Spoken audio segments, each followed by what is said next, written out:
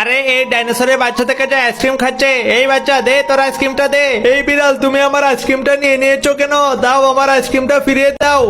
দুষ্টু বিড়ালটা আমার আইসক্রিম নিয়ে খেয়ে ফেলেছে। আরে ওই বাচ্চা কান্না করিস না, যা তুই বাসায় চলে যা, আর তোর আইসক্রিমটা খেয়ে তো সেই স্বাদ লাগছে। বাবা বাবা, দুষ্টু বিড়ালটা আমার আইসক্রিম নিয়ে খেয়ে ফেলেছে, তুমি ওকে গিয়ে একটা শিক্ষা দাও। কি? ওই বিড়ালের এত বড় কলিজা হলো কি করে? দাঁড়া ওকে গিয়ে দেখে নিচ্ছি। ওই বিড়ালের বাচ্চা তুই কোথায় আছিস রে?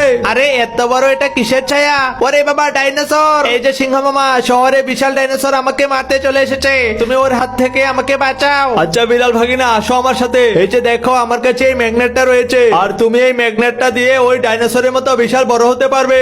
আরে ডাইনোসর, এইবার এই ম্যাগনেট দিয়ে বড় হয়ে আমি তোকে শেষ করে দেবো রে। বদমাইশের বাচ্চা, তুই আমার শহরে আমাকে এসেছিলি মারার জন্য, তোকে মেরে তোর হাড্ডি গুটি সব ভেঙে দেবো। ওরে বাবা, বিড়ালের সাথে তো আমি কোনো মতেই পারছি না, বাঁচতে চাইলে জলদি পালিয়ে যাই। এই যে সাংবাদিক ভাইরা, সবাই আমার ছবি তুলুন, আমি তো এই ডাইনোসরটাকে মেরে ধরে নিয়ে এসেছি। এই বিড়াল, তুমি তো অনেক বড় কাজ করলে, এই ডাইনোসর শহরটা ভেঙে দিচ্ছিল, তুমি আমাদের সবাইকে তার হাত থেকে রক্ষা করেছো। এই যে নাও, তোমাকে এই পুরস্কারটা দিলাম।